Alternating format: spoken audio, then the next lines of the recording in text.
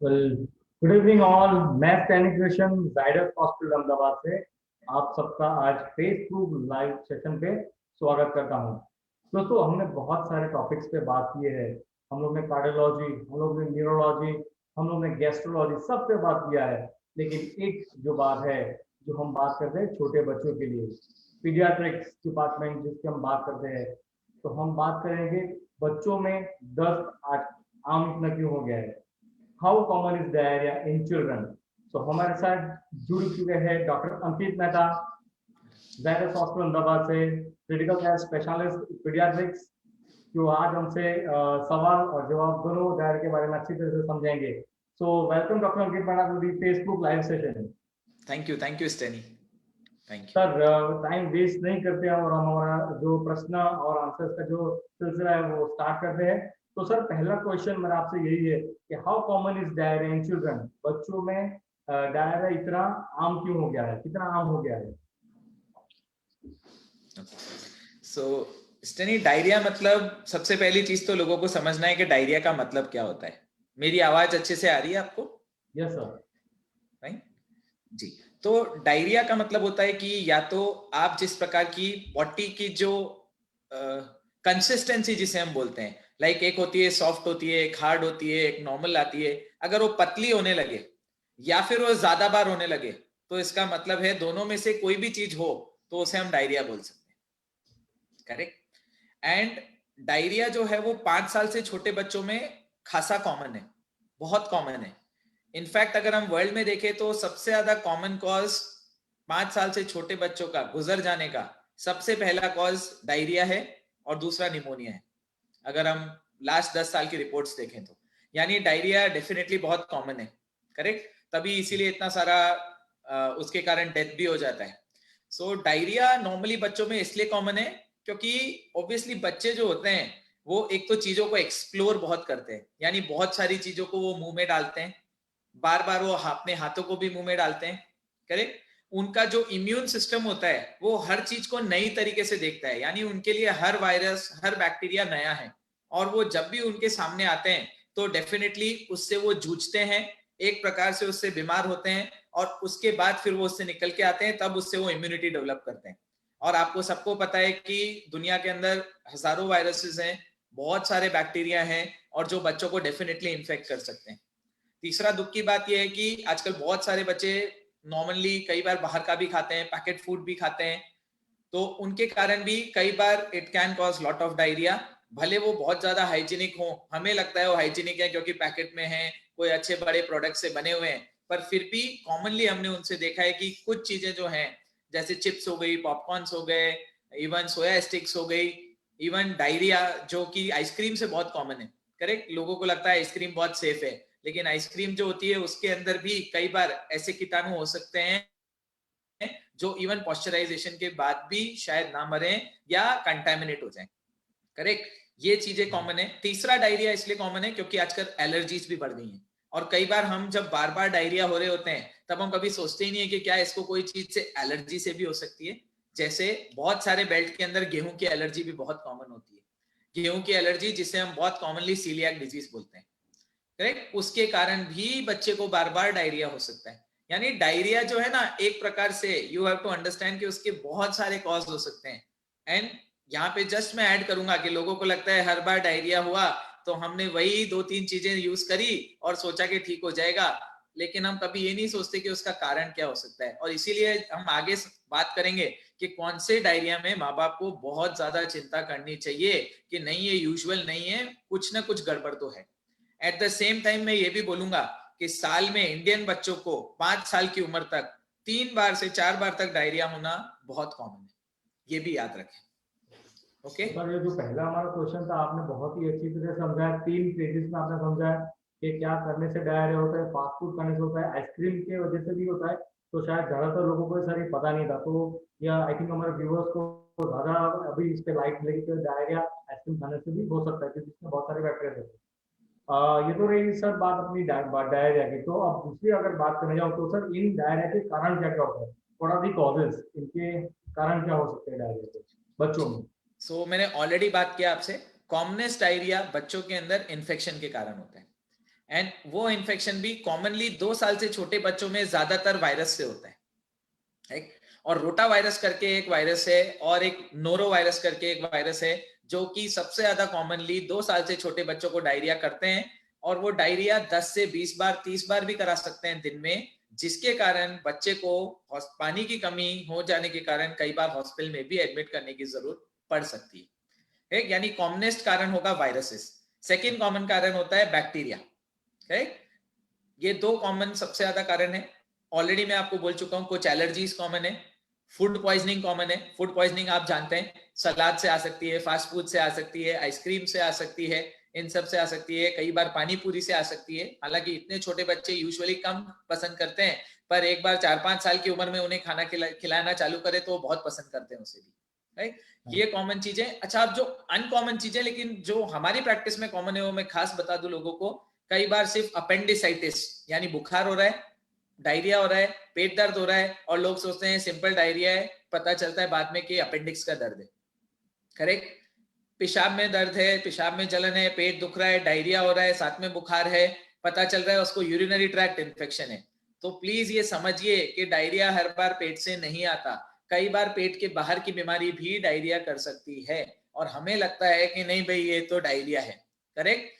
अगर दिमाग का इन्फेक्शन की मैं बात करूं, 30% बच्चे यानी ब्रेन का इन्फेक्शन 30% बच्चे सिर्फ फीवर और डायरिया के साथ आ सकते हैं। आप सोचिए, यानी ब्रेन जैसा मेजर इन्फेक्शन जिसमें आप अगर घंटे मिस करते हो, अगर आप 10 घंटे लेट जाते हो, एक दिन लेट जाते हो, तो वहां पे पेशेंट का आउटकम पूरा चेंज हो जाता है, जो कि ब्रेन का इन्फेक्शन कॉमनली 1 साल से छोटे बच्चों में सिर्फ फीवर और दस्त करके आ सकते हैं। यानी आप समझे होंगे कि कितने विभिन्न प्रकार की चीजें हैं उसमें। बिल्कुल बिल्कुल। तो सर आपने जो 2 क्वेश्चन हमको समझाए, आई थिंक हमारे व्यूअर्स को बहुत ही अच्छी तरह से समझ में आगा। जो तथ्य थे इसके इनको भी समझ में आगा कि what is the myths and facts about the diarrhoea. So third question sir मेरा ये है, बहुत ही इंपॉर्टेंट आई थिंक, हमें दस्त की चिंता कब करनी चाहिए? सो आई थिंक स्टैनी इसमें मैं पूरा डिटेल में बात करना चाहूंगा इस क्वेश्चन पे, क्योंकि ये सबसे इंपॉर्टेंट क्वेश्चन है हर माँ बाप के लिए कि कौन से डायरिया में हमें चिंता करनी चाहिए, करेक्ट। तो एक मैं सबसे पहले लेना चाहूंगा अक्यूट डायरिया, क्योंकि वो सबसे कॉमन होता है। अक्यूट डायरिया का मतलब डायरिया जो 10 दिन से नीचे चल रहा है। अगर किसी पेशेंट को 14 दिन से ज्यादा डायरिया चल रहा है उसे हम परसिस्टेंट डायरिया बोलते हैं, करेक्ट। और एक होता है रिकरेंट डायरिया, यानी पेशेंट को एक बार ठीक हुआ, फिर दूसरी बार हो रहा है, फिर तीसरी बार हो रहा है। तो ये सब चीजें अलग अलग हैं। मैं पहले अक्यूट डायरिया की बात करता हूँ। अक्यूट डायरिया यानी आपका बच्चा बिल्कुल हेल्दी है और अचानक से आज सुबह से उसको उल्टी हुई, 2 उल्टी के बाद उसको थोड़ा पेट दर्द हुआ, और फिर शाम से उसको 8-10 बार डायरिया हो गया, करेक्ट, यानी पतली दस्त हो गई है, ठीक है। तो अभी क्या चिंता करनी है? सबसे इंपॉर्टेंट चिंता है कि पेशेंट को यानी बच्चे को डिहाइड्रेशन नहीं होना चाहिए, करेक्ट। सबसे पहली प्रायोरिटी है कि डिहाइड्रेशन नहीं होना चाहिए। तो कैसे पता चलेगा कि डिहाइड्रेशन नहीं होता है? तो उसने यूरिन कब पास किया है लास्ट, वो सबसे इंपॉर्टेंट रहता है, क्योंकि कई बार बच्चे जो है माँ बाप डायपर में रखते हैं तो उनको ये भी नहीं पता चलता कि उसने यूरिन किया है कि नहीं। पर ये सवाल ऐसा डॉक्टर हमारे लिए बहुत इंपॉर्टेंट हो जाता है कि बच्चे ने यूरिन किया है कि नहीं। अगर लास्ट 6 घंटे में उसने यूरिन कम किया है, अगर वो रो रहा है तो उसकी आंखों में से आंसू नहीं निकल रहे हैं, उसके होंठ सूख रहे हैं, करेक्ट। जितनी बार वो लगातार, जैसे मान लीजिए 1 घंटे में वो 5-6 बार पॉटी कर दिया है, यूरिन कम हो रहा है, बच्चा सुस्त हो गया है, बच्चा बिल्कुल एक्टिव नहीं है, यानी बिल्कुल सुस्त पड़ा है, आपको देख भी नहीं रहा है, ठीक से पहचान नहीं रहा है, उसका पेट फूल रहा है, लगातार उल्टियां कर रहा है, यानी ये सब डेंजर साइन है। कुछ नॉर्मल डायरिया जैसा नहीं है, ये डायरिया कॉम्प्लिकेशन में जा रहा है, या शायद ये डायरिया का कॉज कुछ और भी हो सकता है जो हम मिस कर रहे हैं। बहुत ज्यादा ब्लड आ रहा है पॉटी के अंदर, करेक्ट। जेली जैसी स्टूल आ रही है, ये बहुत इंपॉर्टेंट है, क्योंकि जेली जैसी स्टूल कई बार छोटे बच्चों में डायरिया के बाद चालू हो जाती है, और अचानक से बच्चा बहुत तेज तेज रोने लगता है और पेट फूल जाता है। उसे हम बोलते हैं कि आंतों में आते चढ़ गई है, जो कि अपने आप ठीक नहीं होने वाला है, करेक्ट। यानी आप समझे, अक्यूट डायरिया में सर से लेके पांव तक अगर मैं माँ बाप को समझाऊं तो सबसे इंपॉर्टेंट चीज है कि अगर बच्चा हाईली इरिटेबल है, यानी बच्चा बहुत ज्यादा इरिटेबल है, सर से पांव तक बता रहा हूं मैं आपको, यानी या तो बच्चा बहुत ज्यादा चिड़चिड़ा है या बच्चा बहुत सुस्त है, बच्चे की आंखों में से आंसू नहीं आ रहे हैं, बच्चे के जो होंठ है वो सूख रहे हैं, करेक्ट। अगर बच्चे की आप चमड़ी को थोड़ा सा कोशिश कर रहे हैं उठाने की, वो चमड़ी की जो एक लश्चर होती है ना, ढीली हो जाती है चमड़ी, बिल्कुल रूखी हो जाती है, जल्दी से वापस नहीं जाती चमड़ी, सुस्त, बच्चा सुसु कम कर रहा है, हाथ पैर ठंडे हो रहे हैं, पेट फूल रहा है, यानी ये सब चीजें ठीक नहीं है। तो ये अक्यूट डायरिया के लिए ये बहुत ही इंपॉर्टेंट है। इनमें से कुछ भी है तो प्लीज रात से शाम नहीं, मतलब रात हुई है तो सुबह मत होने दो, सुबह हुई है तो शाम मत होने दो। You have to reach as soon as possible to the doctor, ठीक है। और सबसे इंपॉर्टेंट बात मैं कहूंगा, नियरेस्ट डॉक्टर जो कि सारवार कर सकते हैं उनके पास जाइए, क्योंकि आप इसको घूमते रहेंगे तो डायरिया बहुत जल्दी कॉम्प्लिकेट हो जाता है। डायरिया कॉम्प्लिकेट होके कई बार हार्ट पे असर कर सकता है, कई बार किडनी पे असर कर सकता है, कई बार दिमाग पे असर कर सकता है। और ये क्यों इंपॉर्टेंट है, क्योंकि पहले 2 साल के बच्चे अपनी थर्स्ट यानी अपनी प्यास को रेगुलेट एक टाइम के बाद नहीं कर सकते, और वो एक कॉम्प्लिकेशन में चले जाते हैं जहां उनका ब्रेन ये नहीं बता पाता मुझे कितना पीना है कितना रहना है, करेक्ट। और उससे भी सबसे इंपॉर्टेंट बात है कि जो हम नेक्स्ट चरण में शायद बात करेंगे कि उस वक्त लोग ओआरएस पे इतना सब पे ध्यान भी नहीं देते हैं, उन सबको अलग ही ध्यान होता है कि एंटीबायोटिक दे दें, ये दे दें, पर वो समझ नहीं रहे। सबसे पहले बॉडी के अंदर आपको ब्लड प्रेशर चाहिए, आपकी खून का प्रवाह चाहिए। अगर वो नहीं होगा तो आप कोई भी दवाई दो, उससे फायदा नहीं होने वाला है, करेक्ट। सो ये हुई अक्यूट डायरिया की बात, करेक्ट स्टैनी। अब मैं कुछ जो है वो क्रॉनिक चीजों के लिए जरूर बताऊंगा, है ना। अगर बच्चे को लगातार डायरिया चल रहा है 14 दिन से ज्यादा, ठीक है, यानी आपको डेफिनेटली डॉक्टर के पास जाना चाहिए, ठीक है। अगर बच्चे को बार बार डायरिया हो रहा है और हाइट वेट नहीं बढ़ रहा है, यानी आपको फिर से डॉक्टर के पास जाना चाहिए। अगर बच्चे को डायरिया हो रहा है और खून नहीं बन रहा है, या उसका पेट फूलता जा रहा है, या उसको बॉडी में बाकी न्यूट्रिशन की भी कमी लग रही है, यानी उसको माल एब्जॉर्प्शन हो रहा है, यानी पेट के अंदर जो भी खाना जा रहा है वो एब्जॉर्ब नहीं हो रहा है, राइट। अगर उसको बार बार डायरिया के साथ में ब्लड आ रहा है, यानी पॉटी के अंदर ब्लड आ रहा है और बुखार हो रहा है, तो ऐसे बच्चों को इन्फ्लेमेटरी बाउल डिजीज यानी आंतों की बीमारी भी हो सकती है।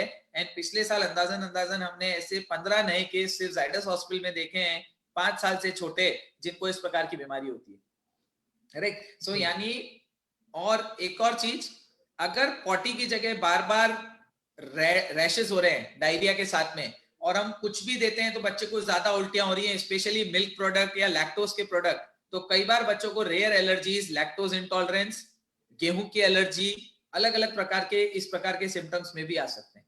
यानी डायरिया एक बहुत बड़ी चीज है, अगर लगातार चले, बार बार आए, साथ में बच्चे की ग्रोथ ना हो, बच्चे को न्यूट्रिशन की कमी हो, खून ना बने, यानी ये, और ब्लड आए, बार बार आए, यानी इसका मतलब है कि कोई है जो कि सामान्य से ऊपर है।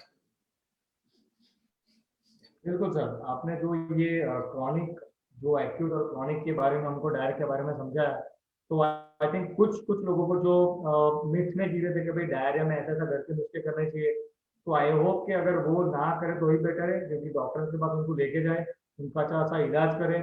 तो यही मेरे लिए लोगों से गुजारिश है कि डॉक्टर के पास जाए। और सर, इसके बारे में अगर और अगर आगे बढ़े हम, डायरिया जिसको हो जाता है, या जो पेरेंट्स होते हैं या अपने जो दादा दादी लोग होते हैं, वो सर घर के नुस्खे नुस्खे वर्क कर रहे कि भाई हमको होम रेमेडीज को ज्यादा प्रायोरिटी देते। तो सर आप इस पे थोड़ा लाइट डालेंगे होम रेमेडीज पे। करेक्ट। सो पहली बात तो है, कुछ चीजें हैं जो डूज, अपन ने टॉपिक इसीलिए रखा है कि डूज हैं होम रेमेडी में, कुछ डोंट्स हैं, करेक्ट। डूज की मैं बात करूंगा तो हम घर के ऊपर डेफिनेटली जिसे ओआरएस का घोल बोलते हैं वो बना सकते हैं। हर माँ बाप को या दादा दादी को, जो भी बच्चे साथ में रखते हैं, उनके पास ओआरएस होना ही चाहिए।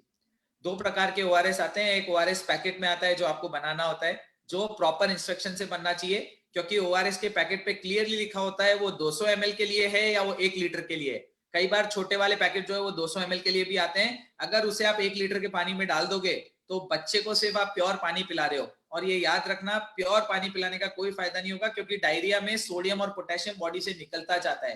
तो अगर हम टाइम पे सिर्फ सोडियम पोटेशियम ना दें और सिर्फ कोरा पानी पिलाएं, एक टाइम के बाद बच्चा सुस्त हो जाएगा, बच्चे का पोटेशियम की कमी से पेट फूल सकता है और बच्चा गर्दन डाल सकता है ना। बहुत कॉमनली आप सुनते हो उसने गर्दन डाल दी डायरिया के बाद, जो कि एक कॉम्प्लिकेशन हो गया है, शायद बॉडी में पोटेशियम कम होके और उसकी पोटेशियम की कमी से बच्चा सीरियस हो रहा है, करेक्ट। सो यानी घर पे ओआरएस आप नॉर्मली भी, जैसे हम कहते हैं नींबू पानी के साथ में 1 पिंच ऑफ, करेक्ट, ये पिंच जो होता है ना, थंब और आपका बाजू वाला फिंगर, उतना पिंच आपको लेना है शुगर और इतना पिंच लेना है सॉल्ट। तो आप नींबू पानी भी घर पे बना सकते हो, पॉसिबल है, अगर नहीं मिल रहा है ओआरएस रात के अंदर, तो हम नींबू पानी स्वीट और सॉल्ट दोनों मिक्स करके दे सकते हैं, ये हम कर सकते हैं। जो कॉमन चीज है कि घर के ऊपर अगर बहुत उल्टी हो रही है तो आप डॉक्टर से हमेशा इमरजेंसी के अंदर उल्टी का दवाई अपने पास रख सकते हैं कि भाई हम उल्टी को बंद करके कैसे भी इसके पेट में पानी टिकाएं, क्योंकि पानी जाना जरूरी है, डायरिया अचानक से बंद नहीं होगा। करेक्ट। डोंट्स जो है वो मैं बहुत ध्यान से कहूंगा। डोंट्स जो होते हैं ना, कई बार बहुत डायरिया हो रहा है तो लोग फार्मेसी चले जाते हैं और फार्मेसी वालों को बोलते हैं सर मेरा बच्चा है बहुत डायरिया हो रहा है, तो कॉमनली वो कुछ कुछ ड्रग्स ऐसी होती है जो अचानक से पॉटी बंद कर दे, जो कि बड़ों में यूज होती है, वो बच्चों को दे देते हैं। और ऐसे कॉम्प्लिकेट होके केस आते हैं जिसमें पेट जो है वो तरबूज की तरह फूल जाता है और आंतें फट जाती हैं, अगर आप इस प्रकार की दवाई दे दो तो कभी भी ऐसी दवाई का इस्तेमाल ना करें जिसमें बच्चे को अचानक से पॉटी बंद कराई जाए। कॉमनली गांव में लोग अफीम चटा देते हैं, ऐसी हरकतें नहीं करनी चाहिए। करेक्ट। अपने यहाँ पे कॉमनली लोग अचानक से पॉटी बंद करने की दवाई इस्तेमाल करते हैं, वैसा नहीं करना चाहिए। बहुत सारा ग्राइप वाटर पिलाते हैं, वो सबसे बहुत ज्यादा फायदा नहीं होने वाला है। आई थिंक सबसे इंपॉर्टेंट है डूज के अंदर कि आप उल्टी हो रही है तो उल्टी बंद करो, पेट दर्द अगर बहुत हो रहा है तो आप डॉक्टर से कंफर्म करके पेट दर्द का दवाई लेके और उसको ओआरएस प्रॉपर डोज में पहले चालू करो। करेक्ट। हाँ, और फोर्थ डोंट्स है जो सबसे इंपॉर्टेंट है, हर बार एंटीबायोटिक काम नहीं करता है। मैंने सबसे पहले बोला है कि 80% जो है ना प्रॉब्लम्स वो शायद वायरस से होती है, स्पेशली 2 या 3 साल से छोटे बच्चों में। तो आप हर बार अपनी इच्छा से एंटीबायोटिक चालू करोगे, I think it is not required, there is no doubt. Correct. और बहुत क्लियर इंडिकेशन होते हैं एंटीबायोटिक्स के कब देनी चाहिए, और वो आई थिंक आपका डॉक्टर ही डिसाइड कर सकता है, रादर देन आप कि भाई आपने दवाई चालू कर दी और 2 दिन बाद आप आते हो कि सर डायरिया तो और बढ़ गया, पिछली बार आपने वो दवाई दी थी, हमने ट्राई करी थी पर वो काम नहीं कर रही। तो सर ये होम रेमेडीज की बात हो गई, और सर इसके बाद बहुत ही इम्पोर्टेंट अगर जो बात आती है तो वो आती है इमरजेंसी। तो सर घर वाले या पेरेंट्स जो भी है, तो उनको अगर डायरिया हो जाता है बच्चों को, तो वो इमरजेंसी में हॉस्पिटल मतलब कैसे उनको मतलब इमरजेंसी में टैकल करना चाहिए? What is the emergency of diarrhoea in children? So emergency of diarrhoea in children, again I will take you कि भाई मैं आपको उस तरह से ले जाता हूं कि आपको समझ में आए। एग्जाम्पल, एक 10 महीने का बच्चा है, आज सुबह से उसने बहुत सारी उल्टियां चालू करी, उल्टी उसकी कम होके दिन तक उसको डायरिया होने लगा। जो डायरिया है वो ऑलरेडी शाम तक वो 15 बार कर चुका है। करेक्ट। बार बार कर रहा है, ज्यादा कर रहा है, ज्यादा पानी निकाल रहा है, पॉटी कम निकाल रहा है, और पॉटी की जगह पे अब उसको थोड़ा सा, बिकॉज बार बार साफ करके हल्का सा लाल भी हो गया है और बच्चा बहुत रो रहा है। करेक्ट। अब इसका क्या करना है? करेक्ट। कॉमनली अगर ऐसा होगा तो सबसे पहले बहुत रो रहा होगा तो माँ बाप बोलेंगे कि शायद पेट में दुख रहा है, ये हो रहा है ना, और ये सब करके हम कई बार घरगथ्थू इलाज करेंगे। लेकिन मैं उससे पहले बोलूंगा कि आपको कुछ चीजें देखनी चाहिए खुद से। राइट। सबसे इंपॉर्टेंट है, क्या आपका बच्चा आई कांटेक्ट बनाए हुए है कि नहीं? क्या आपका बच्चा आपको एक नॉर्मल जो रिस्पॉन्स देता है वो दे रहा है कि नहीं? अगर हम उसको पानी पिला रहे हैं तो क्या वो ईगरली पानी पी रहा है, यानी बहुत जल्दी जल्दी पी रहा है? अगर ये सब मान लीजिए पानी बराबर से वो बहुत जल्दी जल्दी पी रहा है, यानी वो 100% डिहाइड्रेशन की तरफ जा रहा है। अगर उसका आई कांटेक्ट अच्छा है और अभी भी उसका बिहेवियर आपसे अच्छा है, यानी जो एक नॉर्मल रोज रहता है, यानी वो एक अच्छी बात है। अभी तक उसको इतनी पानी की कमी नहीं हुई, या वो तो सुस्त होके और अचानक से जैसे हम कहते हैं कि बिल्कुल बेहोश होके बैठ जाएगा। अगर उसकी नीचे की आंखें धंसने लगी हैं, उसका मुंह पूरा सूखा हो रहा है, वो पेशाब नहीं कर रहा है, यानी ये एक सीरियस चीज है। इसके लिए आपको वेट नहीं करना चाहिए और डॉक्टर के पास पहुंचना चाहिए इमीडिएटली। समझ रहे हैं स्टैनी? आप हैं ऑनलाइन स्टैनी? आप हैं ऑनलाइन? या करेक्ट। सो ये चीज डेंजर साइन, दूसरा डेंजर साइन जो आप बोल रहे थे क्या इंपॉर्टेंट है, कब ले जाना चाहिए? अगर पॉटी में खून आ रहा है और पॉटी के अंदर पेट डायरिया के बाद फूलने लगा है, ये डेंजर साइन है। प्लीज आप डॉक्टर के पास जाएं या उनसे डिस्कस करें इमीडिएटली। राइट। तीसरा साइन है, अगर उसके हाथ पैर ब्लू हो रहे हैं, ठंडे हो रहे हैं, यानी वो चीज अच्छी नहीं है। राइट। चौथी चीज है, अगर बहुत ज्यादा पेट में दर्द है और बच्चा बिल्कुल रह ही नहीं रहा है, यानी वो भी नॉर्मल साइन नहीं है, यानी उसके अंदर कोई ना कोई ज्यादा प्रॉब्लम है नॉर्मल से। राइट। और पांचवी सबसे इंपॉर्टेंट चीज है, अगर आपको लग रहा है नहीं ये नॉर्मल डायरिया नहीं है, ये डायरिया से ऊपर हो सकता है, अगर एज अ पेरेंट्स आपको लगता है, जो कि मैंने आपको सिम्टम्स बताए बच्चा मेरा सुस्त हो गया है, बच्चा मुंह से कुछ नहीं ले रहा है, राइट, बच्चे के हाथ पैर ठंडे हैं, बच्चे को यूरिन नहीं है, यानी ये सब ऑलरेडी कॉम्प्लिकेट हो चुका है हमारा डायरिया, राइट। हाँ, ये यानी हमारे लिए एक्सट्रीमली डेंजर साइंस है, आपको वेट भी नहीं करना चाहिए और आपको इमीडिएटली बच्चों के ऐसे हॉस्पिटल में जहाँ पे सारी सर्वर हो सकती है वहां पे जाना चाहिए, राइट। शायद ये बच्चे ओपीडी में मैनेज ना हो पाए, और अपनी इच्छा से उस वक्त वेट करके कि मैं स्टूल टेस्ट करा लूं, मैं कोई अल्ट्रासाउंड करा लूं, आई थिंक वो सब नहीं करना चाहिए। पहले डॉक्टर के पास जाके ये असेस कराना चाहिए कि मेरा बच्चा डिहाइड्रेट होके कॉम्प्लिकेशन में तो नहीं जा रहा है, या ये कोई और बीमारी है जो मुझे डायरिया जैसे प्रेजेंट हुई है, जैसे कोई यूरिन का इन्फेक्शन, जैसे दिमाग का इन्फेक्शन, शायद अपेंडिक्स का इन्फेक्शन, ऐसा सब हो सकता है बच्चों में भी। लोग बोलते हैं इतने छोटे बच्चों को भी होता है, हम 1.5 से 2.5 महीने के बच्चे को भी अपेंडिक्स का ऑपरेशन जायडस में कर चुके हैं, यानी इतने छोटे बच्चों को भी कभी कभार अपेंडिसाइटिस हो जाता है। बिल्कुल सर। सर रही बात इमरजेंसी की, तो आपने इमरजेंसी बहुत ही अच्छी तरह से हमको समझाई कि डायरिया में इमरजेंसी में क्या क्या होना चाहिए। हमको ज़्यादा घरेलू इलाज नहीं करना चाहिए, हम सीधा डॉक्टर के पास जाए, क्योंकि वही हमको अच्छी सलाह और दवाई स्टार्ट कर सकते, तो अपना बच्चा कुछ ज़्यादा वायरसेस से या कुछ भी उसको कॉम्प्लिकेशन से अगर वो बच सकता है। हाँ, सर मतलब मैं बात ये आती नहीं है बोलूंगा, सॉरी मेडिकेशन स्टैनी, की। सिर्फ एक ही हाँ चीज बोलूंगा कि मैं ये नहीं बोलूंगा कि हर बार मैं बोल रहा हूँ डॉक्टर के पास जाएं, पर अगर बच्चा लगातार उल्टी कर रहा है, ओआरएस दे रहे हो लेकिन लगातार डायरिया इतना है कि वो ओआरएस भी उतना नहीं ले पा रहा है, करेक्ट, बहुत पेट फूल रहा है, अपन ऑलरेडी बात कर चुके हैं, पॉटी में ब्लड आ रहा है, बच्चा सुस्त लग रहा है, इरिटेबल लग रहा है, कुछ ठीक नहीं लग रहा है, तो बेटर है कि आप वेट ना करें और दिखाएं, क्योंकि डायरिया एक ऐसी चीज है ना जो रुकती नहीं है, एक बार वो चालू होती है तो कई बार वो 1 दिन से 3 दिन से 7 दिन से 10 दिन तक भी चल सकती है, करेक्ट। नॉर्मली बच्चों में डायरिया जो होते हैं वो 3 से 7 दिन तक चलते हैं, एंड मोस्ट ऑफ द बच्चे रिकवर होने में 7 से 10 दिन ले लेते हैं। और सबसे बड़ी प्रॉब्लम इस बीमारी की ये है कि बच्चे की भूख भी इसमें खत्म हो जाती है। तो बहुत सारे माँ बाप ये कंप्लेन करते हैं कि सर इसकी भूख तो खत्म हो गई है, लेकिन मैं यही बोलता हूँ अगर लिक्विड डाइट अगर आप ठीक से दे पा रहे हैं तो नॉर्मली ऐसे बच्चे 2 से 3 हफ्ते बाद कंप्लीटली रिकवर होके जैसे बीमारी के पहले थे वैसे ही हो जाते हैं।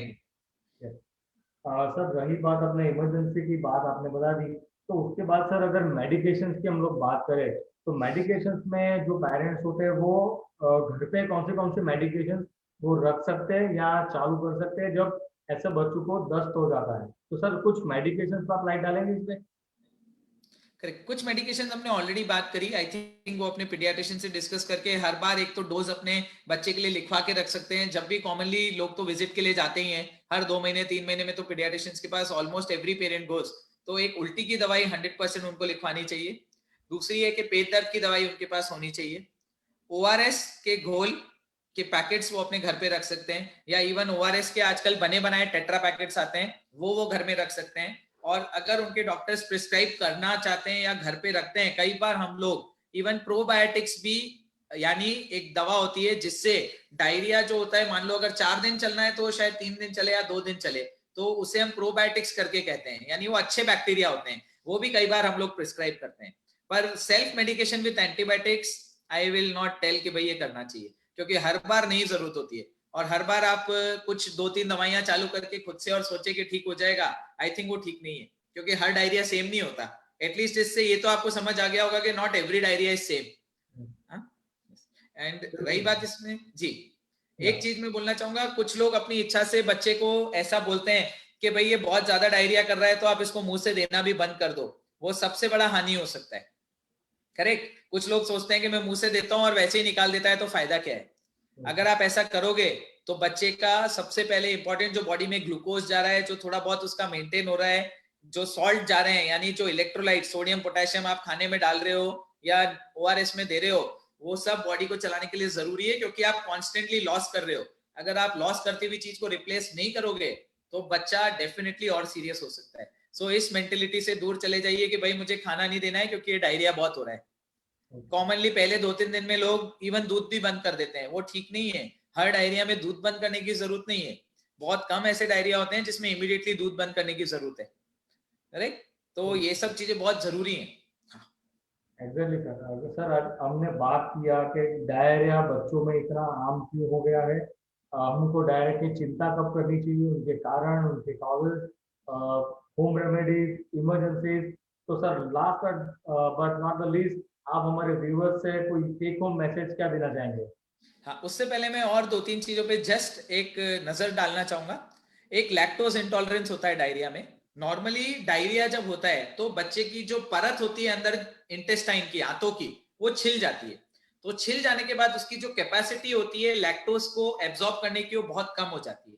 और कई बार जो बच्चा तीसरे चौथे दिन पे थोड़ा रिकवर कर रहा होता है, अचानक से वापस से बहुत ज्यादा डायरिया करने लगता है, पिचकारी मार के पॉटी करता है, आवाज आती है अलग सी गैस वाली, पॉटी के आजू बाजू बहुत छाले पड़ जाते हैं, इवन घाव हो जाते हैं, डाइपर रैश बहुत कॉमनली हो जाता है। तो ऐसे बच्चे को आपको इमीडिएटली फिर से डॉक्टर को मिलना चाहिए, शायद उसको लैक्टोज इंटॉलरेंस का डायरिया हो रहा है साथ में। करेक्ट? सो लैक्टोज इंटॉलरेंस बच्चों में कॉमन है, एंड वो आप डॉक्टर के साथ ही डिस्कस करेंगे तो आपको समझ पड़ेगा कि क्यों हो रहा है, किस लिए हो रहा है।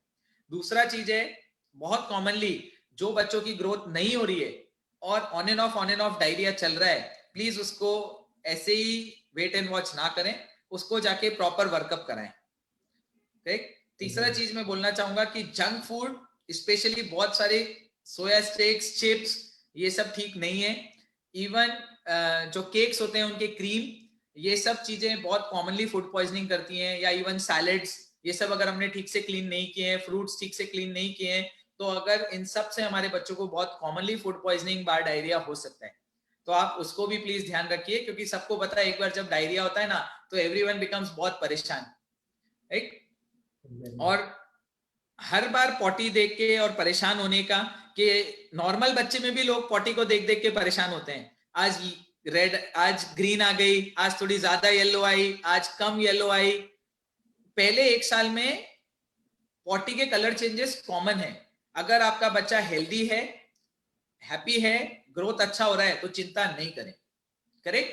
कई बार ऐसे दिन भी आते हैं जब आप जो खिलाते हो वैसा का वैसा कुछ निकल आता है, पर अगर वो कभी कभार ऐसा होता है तो प्लीज डोंट बी वरीड। उनका जो पेट है वो अपने आप धीरे धीरे मैच्योर होके वो सब बेटर हो जाएगा। ठीक? वो कॉमनली देखने मिलता है, सो डोंट बी वरीड। ठीक है? सो टेक होम पॉइंट्स मेरे ये रहेंगे कि डायरिया एक कॉमन बीमारी है। ठीक है? हर एक डायरिया कॉम्प्लिकेट नहीं करता है, पर जो कॉम्प्लिकेट करते हैं उसके कॉमन साइन एंड सिम्टम्स हर माँ बाप को पता होने चाहिए। ठीक है? कुछ इमरजेंसी ड्रग्स हर माँ बाप को अपने पास रखनी चाहिए और उसके बारे में उनकी समझ होनी चाहिए।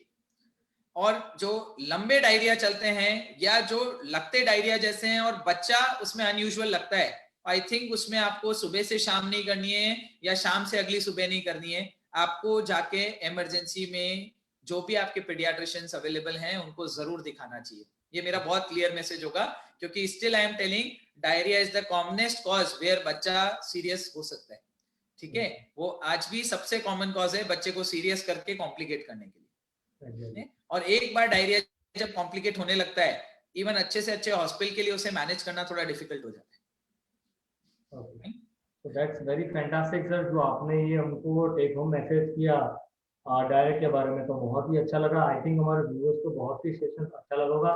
एंड मैं सबसे ज़्यादा सर आपको थैंक्स बोलना चाहूँगा कि आप हमारे साथ इस सेशन पे जुड़े और आपने बहुत ही अच्छी इन्फॉर्मेशन शेयर किया हमारे साथ डायरिया पे। और आगे भी हम आपके साथ ऐसे अच्छे सेशंस करते रहेंगे अलग टॉपिक के साथ। So till then take care, stay safe and नमस्ते from Zydus thank you, also, जिंदाबाद। Thank you.